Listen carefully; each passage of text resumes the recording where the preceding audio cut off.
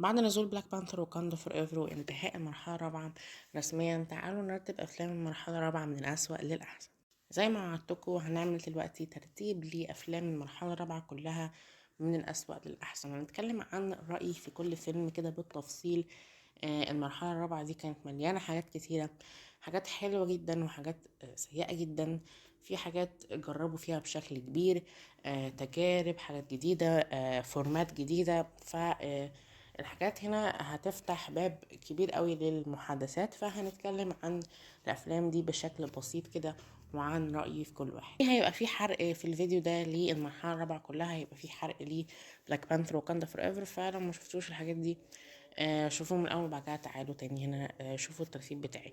وانتوا كمان اكتبوا لي ترتيبكم للافلام دي للمرحله الرابعه كلها. لو عايزين كمان المسلسلات والافلام، كنت عملت فيديو لترتيب المسلسلات كلها والحاجات بتاعه ديزني بلس، فده فيديو تاني هحطه لكم في الديسكريبشن. لكن هنا نتكلم عن الافلام بس، شامله كمان ويرولف باي نايت لانه يعتبر فيلم يعني من المقدمات كتير. يلا نبتدي. في المرتبة الأخيرة معانا فيلم ثور لاف اند ثاندر. الفيلم ده فيلم كده forgettable أوي، تنساه بسرعة يعني. كل ما بفتكر ثور لاف اند ثاندر بفتكر ان هو كان فيلم تافه، كان في حاجات تافهة جدا. الفيلم كان نكتة كبيرة ملهاش أي 30 لازمة، لكن ما بفتكرش الأحداث نفسها اللي جوه. وللأسف للأسف للأسف كريستيان بيل والشرير جور كانوا من أفضل الحاجات اللي في الفيلم.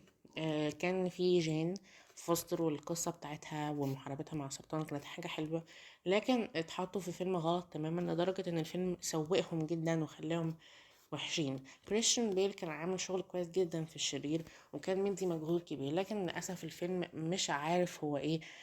هو الفيلم عارف بس ان هو نكتة، وفي حاجات كتيرة قوي ما كانش ليها اي لازمة. اجندات في الفيلم ما لهاش اي 30 لازمة، سيكونسز في الفيلم ما لهاش اي 30 لازمة. فانا حاسة ان الفيلم ده كان هيبقى احسن بكتير، كان عنده دوافع ان هو يبقى احسن من كده، لكن للاسف معرفش الاتجاه بتاعه كان ان هو يبقى ايه.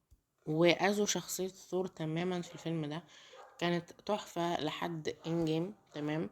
بعد كده جم هنا خلوه مش ثور اللي احنا عارفينه، وده مش خلاني طبعا ان انا اكره شخصية ثور، لكن انا كنت متضايق اللي هم عملوه فيها في الفيلم ده بالذات. ان الفيلم ده المفروض ان هو كان فيه ثور بيلاقي معنى الحياة بتاعته، بيلاقي الحاجات اللي هو عايز يعملها وبيحبها، لكن الفيلم غير كده خالص.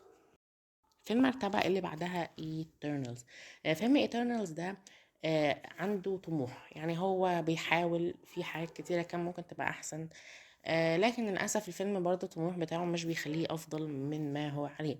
شخصيات كتيرة جدا بتتقدم في فيلم واحد، كمية Eternals طبعا كانوا 10 11، شرير، كرو، والديفينس عامة، السيليستيالز، الحاجات دي كلها كانت بتتقدم في فيلم واحد، مفاهيم حاجات كتيرة وحشروها كلها في فيلم واحد، يعني مدته ساعتين وشوية. فالموضوع كان طبعا صعب جدا، الموضوع كان بياخد من الشخصيات كلها، بياخد من الديفلوبمنت بتاعتها، من التطور بتاعهم. الموضوع كان بياخد من حمية الأحداث، ان هو انت بتجري في الحاجات، بتجري بتجري بتجري عشان تخلص وتوصل للحاجة المهمة. ده كان بياخد من تطور الشخصيات، وبالتالي أدى لأن كل الإترنالز تقريبا شخصيات برضو ما مش بنحبها قوي، يعني مش متعلقين بيها. يعني أنا أكتر اتنين عجبوني كانوا ثينا وسيرسي الأساسيين، لكن بقية الشخصيات من كتر ما هم عندهم دوافع وقصص لكن ما بتظهرش ما بتتحكيش، الموضوع كان صعب ان انا اصلا اتعلق بيهم واحبهم. الفيلم شكله حلو سينمائيا، المناظر جميلة جدا في الفيلم ده. وانا شايف ان كان ممكن Eternals ده يبقى مسلسل، كل حلقة مثلا نركز مع واحد من Eternals نديله وقته، كان هيبقى احسن بكتير. لكن هنا في طموح واضح جدا لكن بيفشل في الاخر. وفي المرتبة اللي بعدها معانا بلاك ويدو. بلاك ويدو أنا بحبه أكتر من ناس كتير، أنا شايف إن في ناس كتيرة مش بتحبه قد ما أنا بحبه. يعني أنا شايف إن هو فيلم ممتع جدا، فيلم كده في عالم مارفل السينمائي، جواسيس والحاجات دي أنا بحبها. بالذات إن أنا بحب أكتر في عالم مارفل السينمائي الناحية البسيطة، الناحية اللي ملهاش علاقة بالفضاء أو الناحية ملهاش علاقة بالحاجات الكبيرة. لكن الفيلم ده للأسف ميعاده كان غلط جدا، معرفش ليه اختاروا ينزلوه بعد فترة طويلة كده، بعد أصلا ما ناتاشا نفسها ماتت. وغير كل ده كمان ان الشرير دريكوف اللي هو المفروض كان يبقى حاجة كبيرة جدا، المفروض يبقى مشكلة انا ما كنتش حاسس بده، ما كنتش حاسس ان هو مشكله، ما كنتش حاسس ان هو شرير مخيف، ما كنتش حاسس ان الاداء اللي كان محطوط فيه، المجهود اللي كان محطوط فيه من نواحي كتيره كان اي حاجه. تاسك ماستر طبعا كان اهدار كبير جدا للشخصيه، اتمنى انها تتحسن في المستقبل. الاكت الاخيره او الجزئيه الاخيره من الفيلم ده بتبقى اوفر جدا بمعركة في السماء، وانا اتمنى انها كانت تكون ابسط من كده. المؤثرات فيها ما كانتش افضل حاجة، لكن الفيلم ده الصراحة انا بحبه اكتر من ناس كتير. يلينا وتقديمها كان حاجة كويسة جدا في الفيلم ده. الفيلم بقى اللي بعدها دكتور سترينج ان ذا مالتيفيرس اوف مادنس. الفيلم ده كل ما الوقت بيعدي بقدره شويه، بقدر الحاجات اللي كانت فيه، بقدر المحاولات اللي كانت فيه، والستايل بتاع الاخراج والستايل الجديد اللي موجود في عالم مارفل السينمائي ما كانش موجود، فورمات جديده بقت موجوده. ابتديت اقدر الحاجات دي كلها، وابتديت احبها مع الوقت، ومع الوقت اللي بيعدي من ساعه ما شفت الفيلم. الفيلم لوحده بعيدا عن المالتيفيرس هو فيلم كويس جدا. عندك شخصية واندا كانت تحفة في الفيلم ده، هي أفضل حاجة فيه الصراحة. شخصية سترينج نفسها والأرك اللي كان بيمر بيها، أنا كان عندي مشاكل معاها في الأول، كنت بتكلم إن هما مدينه حاجات بعيدة عن شخصيته جدا. لكن ابتديت برضو أحبها وأقدرها مع الوقت. فيلم حلو وفيه أفكار كويسة جدا، وفكرة كمان الإلluminati والحاجات دي كلها كانت حلوة. كانت ضعيفة بس بالنسبة للفيلم والماركتينج بتاعه، ان انت دلوقتي بتقول ان ده فيلم ملحمي، بتقول ان ده فيلم فيه ملحمة في المالتيفيرس، فكنا متوقعين حاجات كبيرة جدا. لكن مع الوقت لما الناس هتبتدي تنسى التفاعل الكبير مع الماركتينج بتاع الفيلم، اعتقد الناس هتحب الفيلم ده اكتر من الاول، لان احنا كنا اتضايقنا من اللي احنا لقيناه في الاخر. لكن مع الوقت انا حاسس ان احنا هنبتدي نحب الفيلم ده اكتر، وفي حاجات بيقدمها كانت حلوة. وير باي نايت، الناس ممكن تقولي انت ما ينفعش تدخله في الرانكينج ده او في الترتيب ده لان ده ليه علاقه بالافلام، والناس تقولي تمام عادي مش مشكله، هو كده كده موجود. لكن الصراحه المشروع ده كان مختلف جدا بالنسبه لي، وانا اتكلمت عنه كتير اوريدي. اتكلمت عن قد ايه انا مستني اشوف حاجات زي كده اكتر، فيها تجارب، فيها حاجات مش متعلقة أو مش مربوطة بالقصة الكبيرة بتاعت عالم مارفل السينمائي، مش مربوطة بقى بإن احنا نعمل ترابط هنا وترابط هنا ونربط بالأحداث القديمة. لا، ده تحس إن هو مشروع كده مختلف، والفورمات بتاعته والستايل بتاعته مختلفة، ستايل رعب من الخمسينات والثلاثينات، حاجات بجد حلوة. وأنا انبسطت من المرحلة الرابعة عامة إنها ادتنا تجارب كتيرة. في المرتبة اللي بعدها معانا فيلم تشانغ شي and the Legend of the Ten Rings. الفيلم ده عنده قدرة كبيرة جدا في الاختلاف والتفرد بحاجات كتيرة قوي عن أفلام مارفل كتيرة. أول حاجة شخصية تشانغ شي عامة رائعة جدا، الشرير الأساسي اللي هو أبوه وإنه كان رائع جدا برضه. وأنا اتكلمت عن قد إيه الشخصيتين دول أنا بحبهم جدا، والقصة بتاعتهم في الفيلم ده كانت جذابة قوي بالنسبة لي.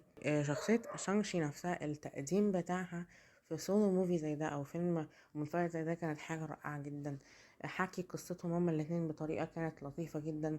تفاعل شانغشي مع كيسي برضو كانت حاجة حلوة جدا.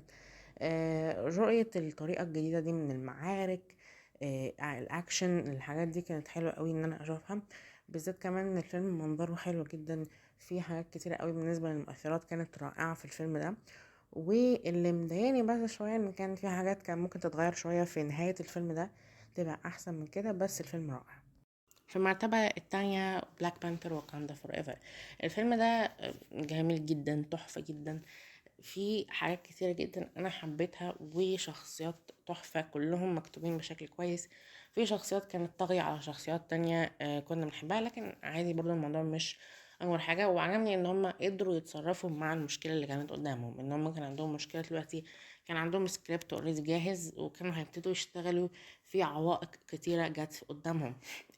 موت تشادويك بوزمان، الوباء، وان هما في حاجات كتير اتعطلت بسبب كل الايفنتس والحاجات اللي حصلت في الفترة دي. رغم كل ده قدروا يوصلوا لنا قصة تشبعنا وتفهمنا قد ايه العالم هيبقى عامل الفترة الجاية بعد وفاة تشادويك بوزمان، ان احنا دلوقتي عندنا اضطرينا نغير في القصة.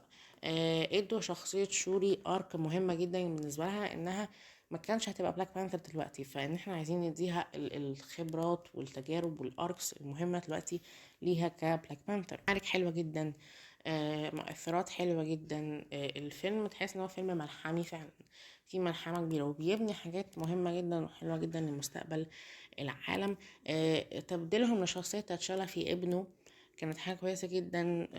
مش ان احنا مش هنعمل ريكاست، بس برضو هنرجع الشخصية بطريقة مختلفة وكرياتيف، فانا حبيت ده جدا منهم. لكن طبعا في المرتبة الأولى سبايدر مان نو واي هوم. ناس كتيرة بقت تقول الفترة دي إن الفيلم كان حلو بس عشان الكاميوز بتاعت أندرو جارفيلد وتوبي ماجواير. وعادي، أنا متوقع كده إن ناس كتير هتقول كده، لأن هما شايفين إن أصلا الأفلام بتاعت عالم مارفل السينمائي الفترة الأخيرة بقت كلها كده، إنها بتعتمد على الكاميوز، بتعتمد على خدمة الفانز المعجبين، إن احنا نديهم الشخصيات اللي كانوا بيحبوها فكده هما يحبوا الفيلم. لا، دي مش حقيقة خالص. قبل ظهور توم ماجواير واندرو جارفيلد الفيلم كان حلو جدا. الفيلم كان مشبع من ناحية الحاجات الحلوة. كان بيدي شخصية بيتر تطور غير متوقع. البيسنج بتاع الفيلم كان كويس جدا. ظهور الأشرار دول قدام بقى جداد قبل ظهور اندرو جارفيلد وتوم ماجواير، الموضوع كان مثير للاهتمام ان احنا نشوف ايه اللي هيحصل مع ولد صغير، بيتر باركر، مع المالتيفيرس، الحاجات الكبيرة جدا دي اللي فوق تخيله وفوق تصوره وفوق تخيله مدى خطورة الحاجات دي. فالفيلم كان حلو، وجرين جوبلin الشرير الأساسي كان تحفة، والأداء المحطوط فيه كان حلو جدا. فما ينفعش انكم تقولولي ان هو بس عشان الكاميوز، لا، الكاميوز كمان جت أضافت حاجات جميلة جدا وتجارب في السينما ناس كتير بتتكلم عنها انها أفضل التجارب بتاعتهم في حياتهم عامة. فالفيلم هنا كان ميزان، او كان بيوازن ما بين خدمة الفانز وخدمة المعجبين، ان احنا نديهم حاجات هما بيحبوها، وقصص كمان تبقى حلوة من الناحية الإخراجية والنقدية. بس ده كان ترتيبي لأفلام المرحلة الرابعة كلها بعد انتهاء المرحلة الرابعة. المرحلة الرابعة دي كانت جميلة جدا. الناس كتير هتختلف معايا تقولي كان فيها حاجات سيئة جدا. أيوة كان فيها حاجات سيئة جدا، لكن كان فيها تجارب واختلاف عن الفورمات بتاعت الثلاث مراحل الأولانية، فده بيخليني أحبها جدا، بيخليني أقدر كل حاجة كانت بتحاول تعملها رغم إن كانت في حاجات سيئة جدا. انتوا كمان اكتبوا لي رأيكم في المرحلة الرابعة، اكتبوا لي رأيكم في الأفلام بتاعتها، المسلسلات بتاعتها، ونتكلم ونتحدث مع بعض كده ونعمل محادثات عن عالم